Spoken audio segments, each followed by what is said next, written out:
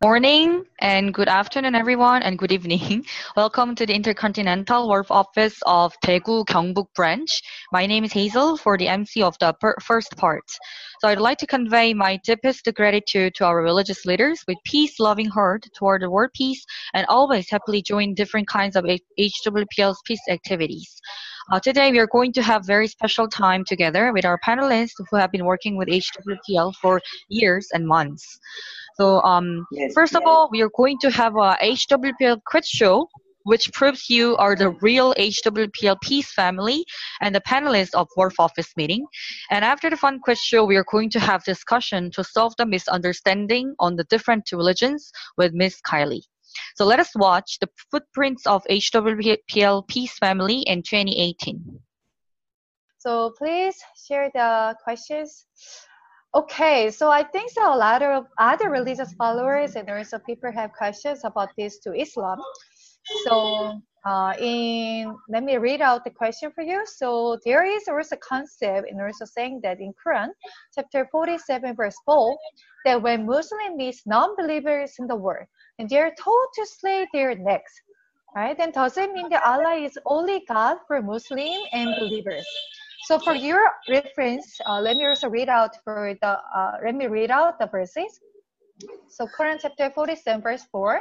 So when you meet those who disbelieve in battle, strike their necks until when you have implicitly slaughter upon them, and secure their bonds, and either confer favor, afterwards ransom them until the world lays down its burdens. Okay, so let's see how our other panelists and our audiences think about this. Please write O or X. Then please show your answers all together. Oh, okay. All right, so there's O and X together. Okay, it's quite interesting. And then let's hear the answers from him. Dr. Zulkarnain Saeb, are you ready? Yes, I'm ready for it. And this is the burning question. This is the burning question globally, citing the verses from the Quran where God says that slaughter their necks. Actually, this verse is a double-edged sword. Those who understand gets guidance, and those who misinterprets becomes terrorist. So this is the problem. See, this is the problem with the religious text when you read them directly without a proper guide or without a proper interpreter. Here, let us not forget the context of the verse, as I mentioned in my notes, that this verse was related to the Battle of Badr. And we should focus on the word non-believers.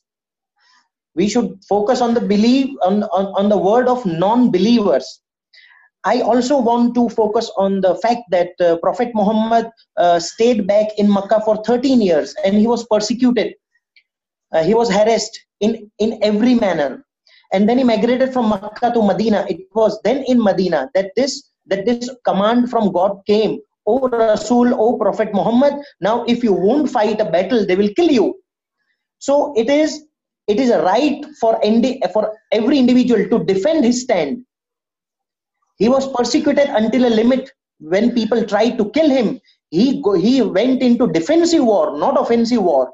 So this is a verse in that context, not in these times that I would say, if I meet a non-believer, I would slay his neck, I would slaughter him. No, this is where misguidance takes place. So the religious texts are, the verses should be studied and should be interpreted in the respective context. If anything is taken out of the context, you are very readily misguided. Yeah, thank you. Okay, so through his answers, and we can understand the importance of that, how we need to understand the verses very in correct way, right? If not, we will really misunderstand the true teaching of it. And then later on, it can be also misused for one's own purpose and also benefit when they justify the conflict and also dispute in the name of the religion.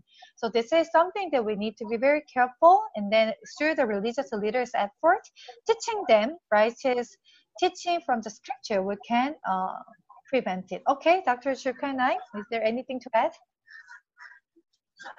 Yeah, I would like to add it. This is the responsibility of all the Muslim teachers.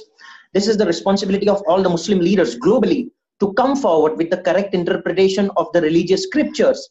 Because you see, these are the verses which are taught to the young people, and they are cooed or they are encouraged to become terrorists.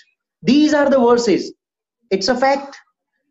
These are the same verses which are repeatedly highlighted, and it is because of the misinterpretation of these verses they are brainwashed.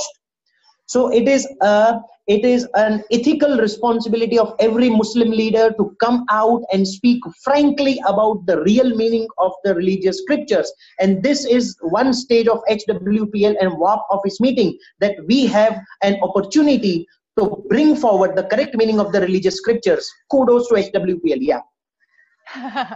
Okay, thank you so much. Actually, he just did what I was supposed to say as the closing meant.